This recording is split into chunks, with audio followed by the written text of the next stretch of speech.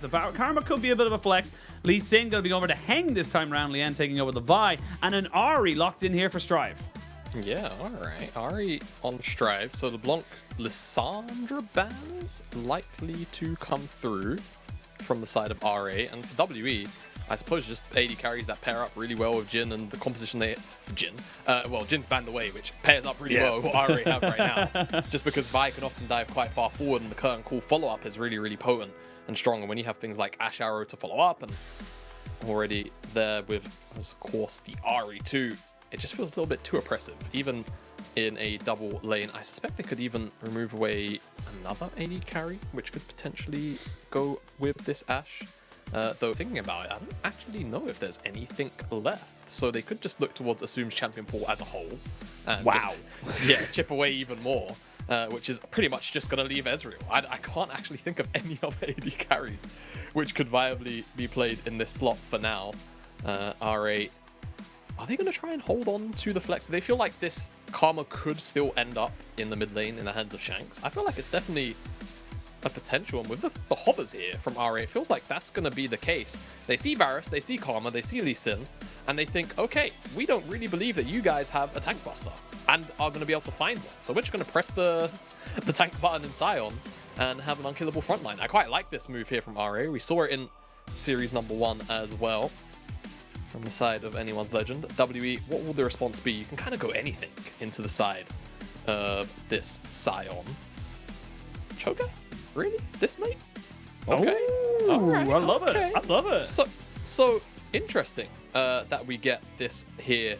ChoGath on live just got buffed, but we're not on live. 13.4. Yeah, that's on 13.4. So ChoGath, what he does really well is actually shut down dive comps, because silence, super oppressive. Of course, the knock-up as well. Not only does it last a second, but you then get slowed when you're on the floor. And I feel like WE's last rotation here, if it does end up being a Cassio, is such a nice... Not only is it a curveball, but it just thematically makes sense, right? Ahri want to move forward with the Ahri and the Vi. What do? You pick up 2 champions which absolutely dominate dive compositions.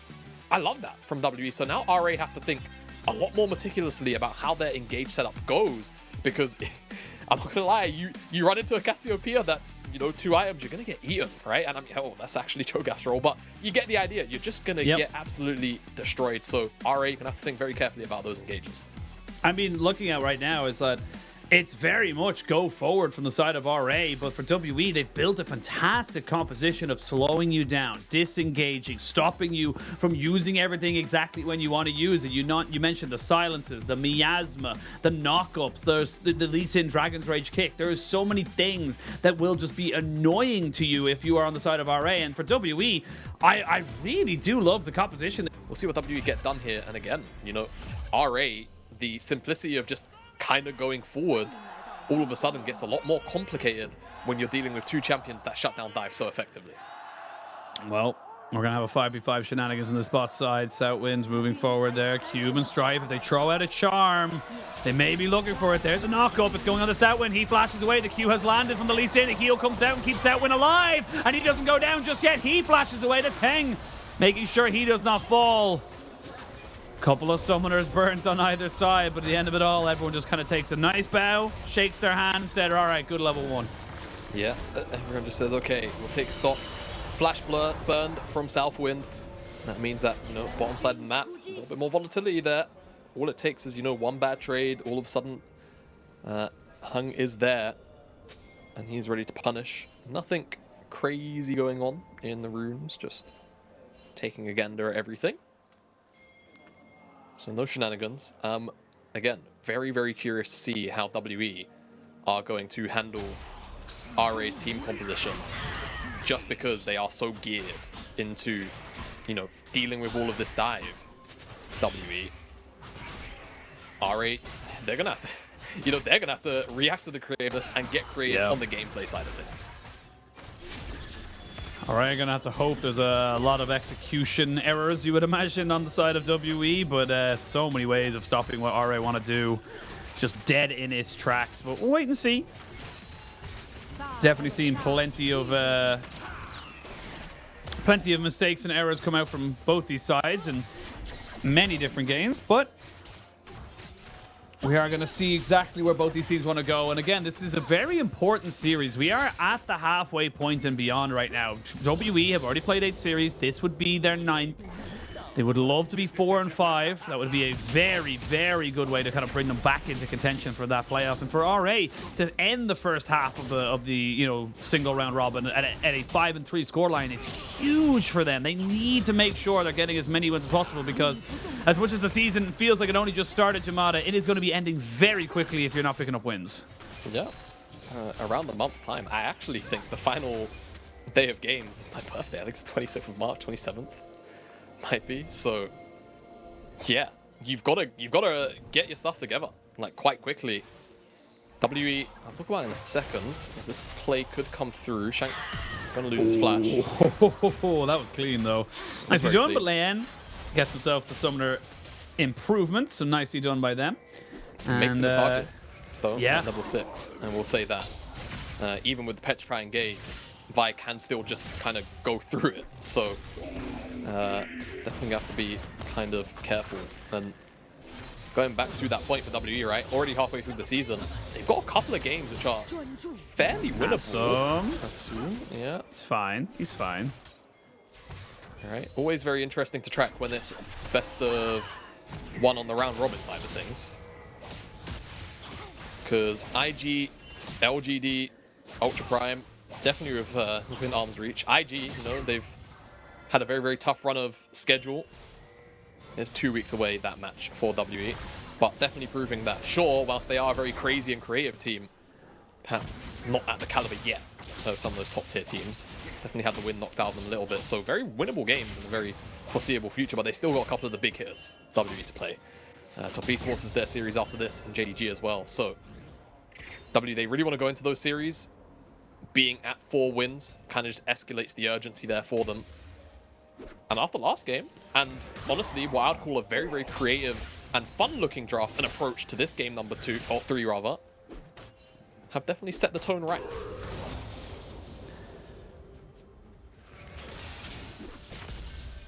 Don't worry, Jamada. It's just I'm letting the air go. Letting open air have a bit of moment. No.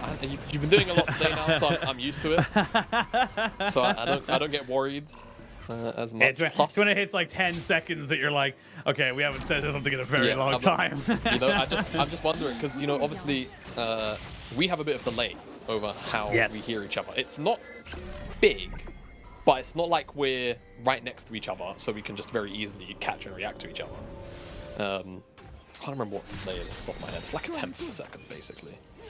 Yeah, it's not too bad. It's not for us. We're relatively close to each other in geography. It's more so that when it's like yourself and Lennon Mazel. Oh yeah. Like there's about a fifth, maybe even a little bit more, maybe like a quarter of a second where it's like, oh, okay, doesn't feel great. Yeah. It can get a little bit hefty sometimes, but yeah, I always feel a little bit anxious. Just leave it there. Don't want to talk over you. Wait, it's been 10 seconds. Why isn't no one talking? Am I alone? Have I DC'd? Yeah. Is it a Shein? Wait, no, my feed's still going. Was I ever a caster? Has this all been a lie?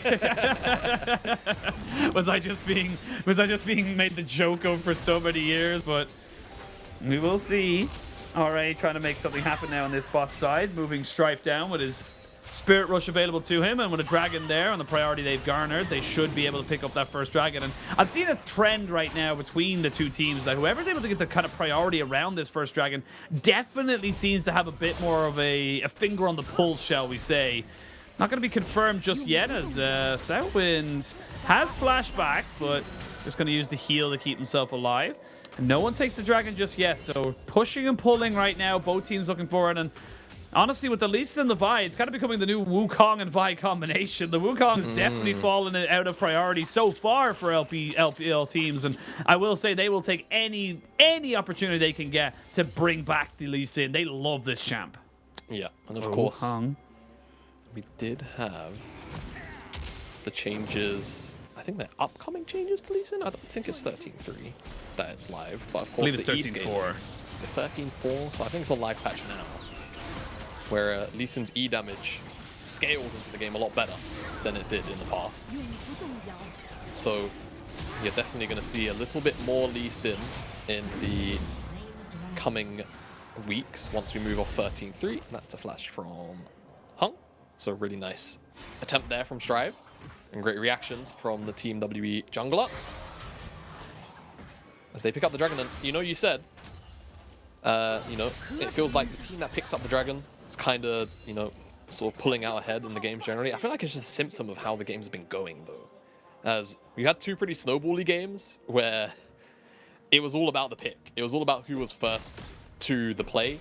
This time we actually have a little bit of a different interaction between two team compositions where one wants to go forward quite clearly or kind of play space and pick its time to go forward.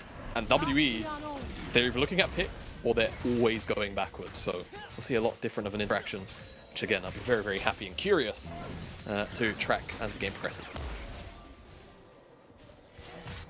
I'm actually curious myself as well. Sssum has gone with the tier, so isn't going towards that relatively new Essence Reaver Kraken Slayer build that I have been seeing quite a bit. So he's not going to have the same kind of level of tank killing capabilities. Will do a fair bit of damage in terms of the poke, but definitely not building towards that particular set of things. Or maybe he still will, but it's not ideal to go tier and Essence Reaver. Feels unnecessary at best.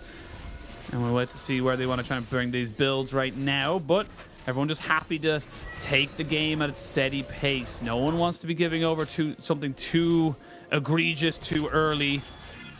With this priority you now have in the top side, you can see Heng going to use that immediately and say, look, we know we're on vision, we don't care, they're on a bad rotation, but we're going to have to give up our bot side of the jungle. Yep, Heng very happy to just go for this, pick it up. Has a good idea of where RA are likely putting their eggs. They're even going to spot him out as he goes onto the Krugs. That should just be enough also to force Hope back, as Hope doesn't like the fact that he's missing. 100% at their absolute utmost. And there we are. We jump back straight into live. So decent pressure being put in the spot side, and Ashe picks himself up plenty of plates. Yeah, and also Leyan actually got chunked out whilst we weren't looking. Yeah, Hope was so frustrated that he missed the wave that he at least wanted to take Leon's health bar. So I mean, I respect it. I respect it too. My CS for your health bar, decent trade.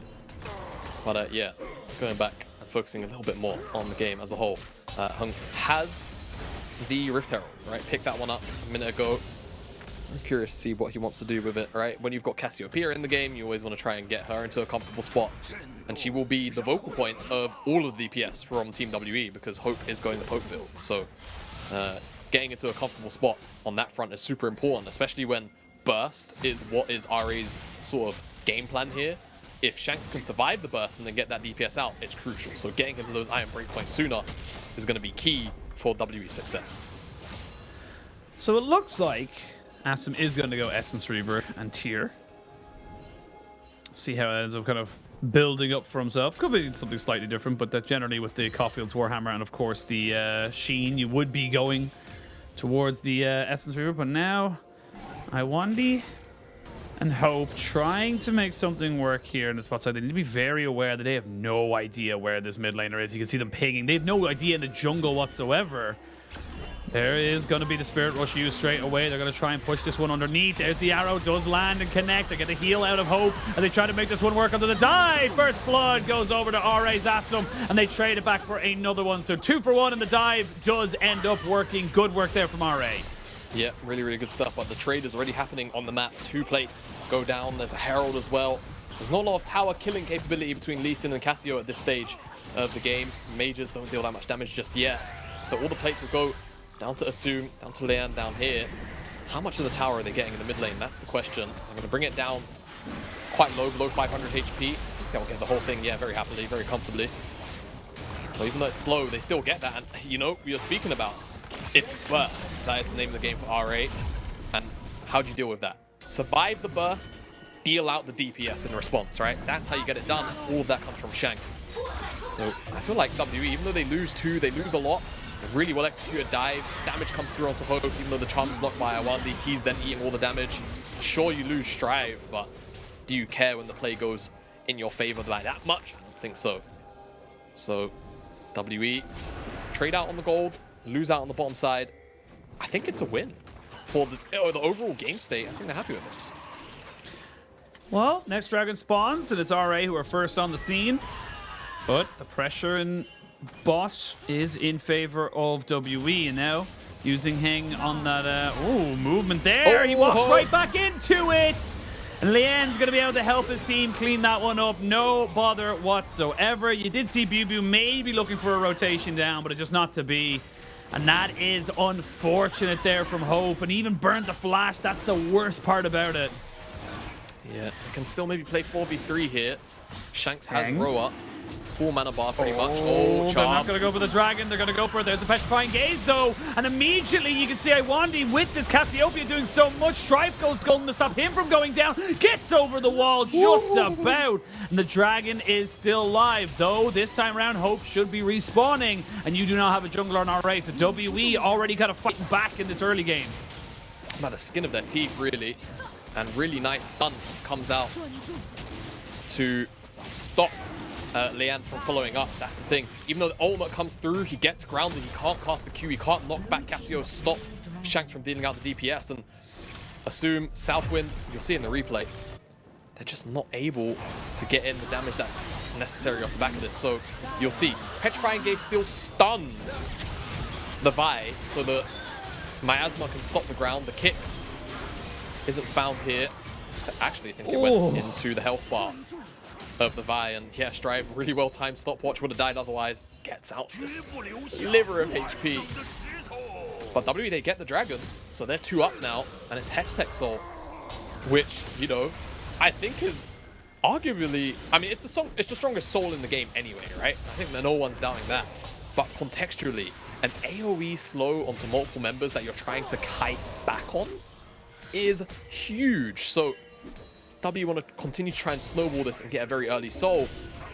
Speaking of snowball, saw how the trades are going up here on the top side. It actually drew a fair amount of attention, but of course the Herald is also spawning in 45 seconds time, so priority is going to start to lean to this side of the map. I was going to say, when you were having your explanation that, you know, top lane's why are we looking at it, it's a wet noodle fight, but then slowly but surely Biubiu was really hurting really hurting the Sion. So you're going to see the Jack Show being brought out here. There's the Petrifying Gaze and the Miasma. The kick is good. And that's going to be brought back into this one here. And Cube lands on the side, but a good charm into the Ashe arrow means that Shanks has to go into his stasis nice and early. He doesn't have a stopwatch anymore, but now Heng is using the power of the Lee Sin, pushing in, constantly getting himself into massive places of advantage. And WE are just running into RA, not a fear in the world. And they're it's starting to look very similar to game number 2. Honestly, it just feels like a comp diff, man. Like, what do you do into this team comp, right? Like, how do you ever move forward into Cassio ChoGath? It feels impossible, and the chase down just ends up coming through. Yes, the Sion ult was a little bit wonky, but even if it connects, I'm gonna be honest, I don't know how much it changes the fight. I feel like the answer is not so much, and you see here Leyan checks the bush. Petrified, Miasma can't move for so long. Too much damage comes through. Kick, Sonic Wave, dies. Sion ult, if it connects, maybe the Chaser can come down onto Shanks, but I feel like he might just find the window to stopwatch anyway. And at this point, RA, they're out of gas. WE, the chase down is so simple. Yep, it is just too easy. Once you used everything to go forwards, you don't have a lot to go backwards. So only 1,000 gold. It's going to be about 1,500 now that that tower's gone down, but WE firmly in control, you have to imagine. I will say that with Shanks not having that stopwatch, it does give an opportunity or two to RA to maybe get that Cassiopeia caught out in some way, shape, or form, but she will burn through health bars, and you haven't got a huge amount of magic resistance here. You can see Shanks just kind of pushing forward, but that Defiant Roar will stop him from getting anything else off of it. You're going to be waiting for a little bit longer before you really see any kind of slowdown or CC, as now Biubiu, you're playing weak side. It's the sound of the police as they come in and try and arrest you. They are throwing down everybody. They are not burning him very quickly, but they are going to be able to kill him off eventually. And they will get their man. So RA, not to be outdone, do get themselves a movement, but you've moved everyone bot side. How do you defend mid? Oh boy. The resets are coming in, but Herald They lose charge an inhibitor number 1. They'll lose the inhib tower. Hopefully WE don't try and break the inhib. I think losing a minion wave of XP is bad. If I'm, you know what? If I'm RA, I let that inhibitor drop. But hey, I don't think it does drop though. That's the thing. I think the thing is the Herald does get the charge, but the minions are already dead. I think it would die. I think it would die. There's a couple of casters there. You know with what? it. We can agree to disagree. I'm not an argumentative guy. You know, I love conflicts. Give me the conflicts. Unless something really stupid gets said, then sometimes stuff needs to be corrected. But I feel like RA could have honestly let that inhib drop, get a lot of XP. I think what they could be concerned about is like losing a fight here at this dragon, and then the base is open, the wave is always going to be WE favored. Maybe that's the thought process. Just don't let it go down. Yeah, possibly. So, either way, inhib's up. Stop talking about it now. Hextech Dragon is available. RA are in the river first, but WE can happily kind of check into it, and as long as the committal isn't too hard, they'll be right. But this dragon's dropping quick, yeah. Not quick enough though. They aren't really in a position to go for it. They need to try and get in. Stolen! Taken away from Leyan. It was on top of him. And then it was gone, stolen away by WE, and they can't re-engage. You can't walk into this. It's too powerful. Oh my goodness me. Look at this. WE have routed RA with 2 picks. Man, I wish teams were more creative like this frequently. Look, what can RA do? It's insane. I mean, not a lot. They got to look on as WE might be joining NIP as some home crowd victors. As they continue to get more and more advantages. It is still only a 2,000 gold lead, but it's about those dragons. Now you're in a serious deficit here in terms of where and when you can play here as RA. You're just not... You need to kind of get yourself in the river first, which means you're going to have to commit a lot more time to that next Drake in 4 minutes' time. Exactly. And the big question naturally just has to be, will RA be ready for him? You know, like... Are they going to have the items to stand up to WE right now? Because even though it's a 2k gold deficit, you can kind of see, pretty big deficit right now in the mid lane, specifically where Shanks got a bunch of plates for free. He's got the rower, which is about to tick over to 10 as well. So I don't know where he is in the XP department right now, but at the very least, he's going to be put up to level 13. And of course, don't forget, it works percentage-wise. So if you're 60% of the way to level 12, you will be 60% of the way to level 14 as... Good spellbook cleanse. Yeah.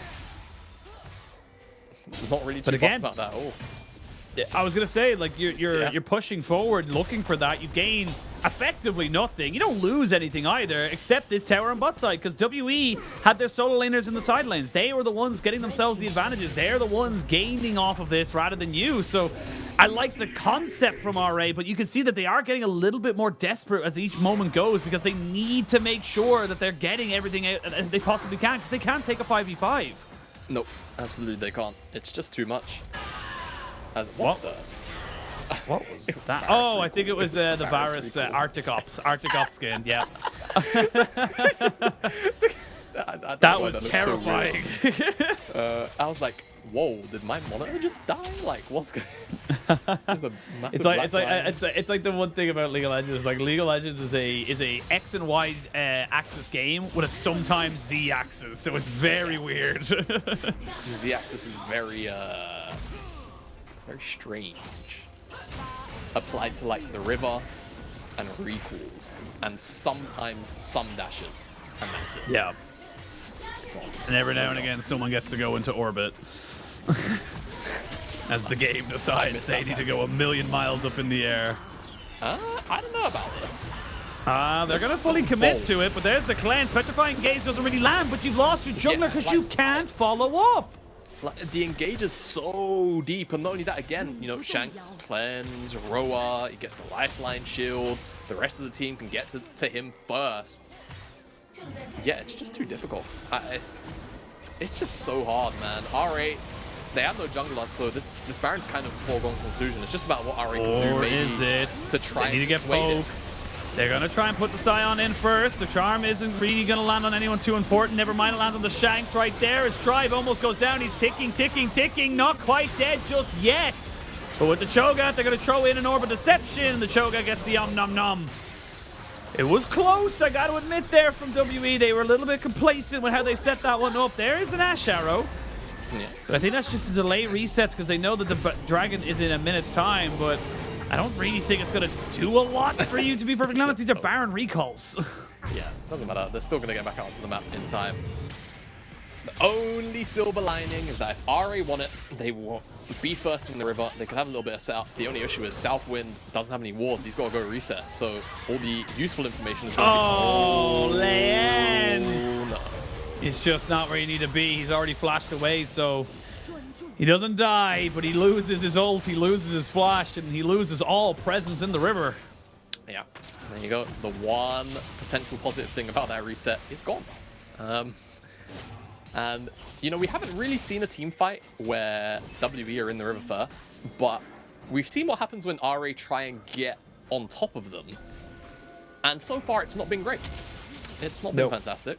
And if W are in the river first, that just gets worse. And I feel like they're just going to have to give up this dragon. If they try and fight for it, I mean, the game, I don't want to say it's over and be super cynical, because, you know, glass half full sometimes.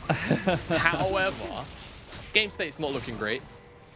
And WE are going to be able to pick up the soul unless RA pull off a complete heist, which I just can't see happen.